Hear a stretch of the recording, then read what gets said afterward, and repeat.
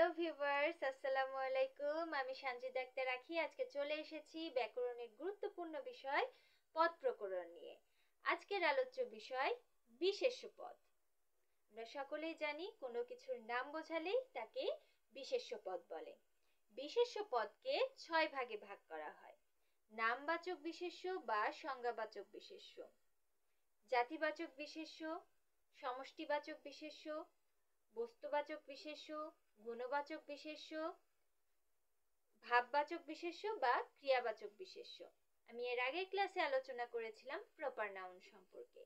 সেই প্রপার নাউনই হচ্ছে নামবাচক বিশেষ্য বা সংজ্ঞাবাচক বিশেষ্য। অর্থাৎ যখন কোনো বিশেষ্যকে নির্দিষ্ট করে বোঝাবে তখনই সেটি হবে নামবাচক বা সংজ্ঞাবাচক বিশেষ্য।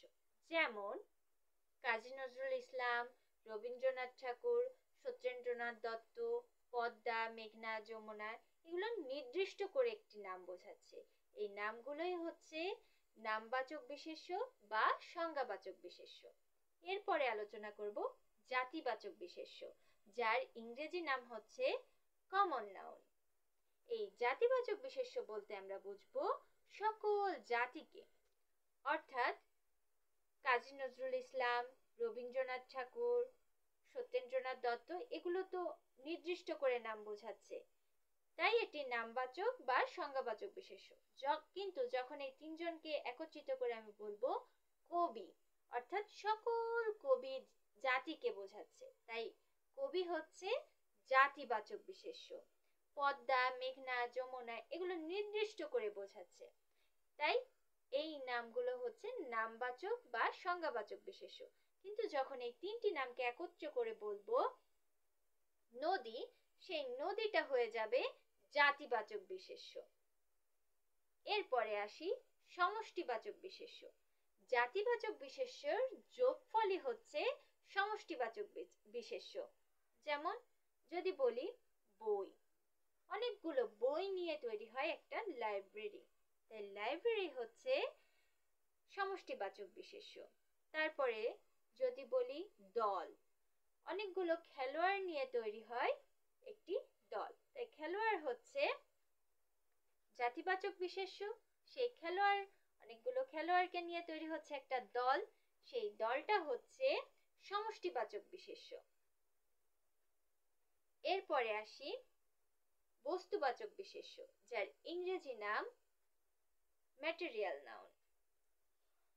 বস্তুবাচক বিশেষ্য বলতে আমরা বুঝবো যার জীবন নেই, পদার্থকে, যেমন বই, খাতা, কলম, খাট, আলমারি, টেবিল, চেয়ার ইত্যাদি।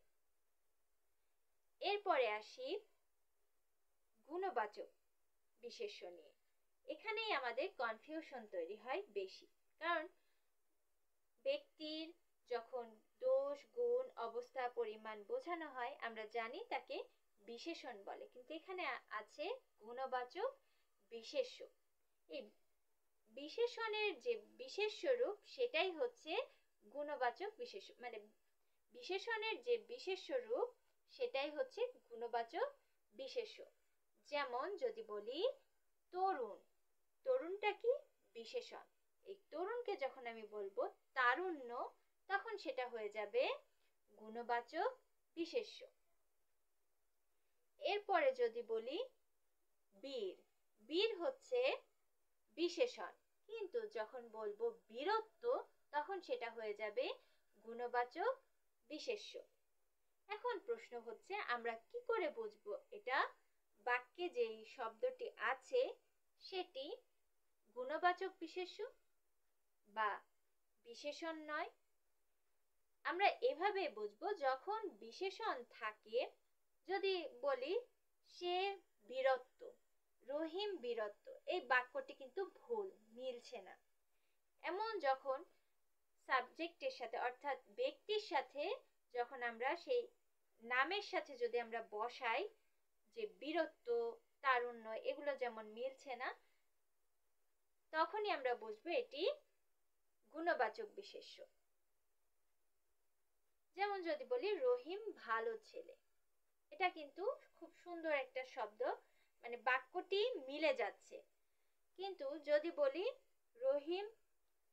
রহিম তরুণ, এই বাক্যটিও শুদ্ধ।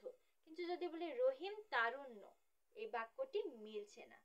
যখন যখন সেই গুণের সামনে নাম দিলে বাক্যটি সঠিক হবে না, তখনই আমরা বুঝে নেব এটি গুণবাচক বিশেষণ, গুণবাচক বিশেষ্য। এরপরে আসি ভাববাচক বিশেষ্য। ভাববাচক বিশেষ্য যখনই আসবে তখনই আমাদের মাথায় আসবে কাজ, অর্থাৎ ক্রিয়া। এখন কথা হচ্ছে কোনো কিছু করাকে তো ক্রিয়া বলে, ক্রিয়ার যে বিশেষ্য রূপ সেটাই হচ্ছে ভাববাচক বিশেষ্য বা ক্রিয়াবাচক বিশেষ্য।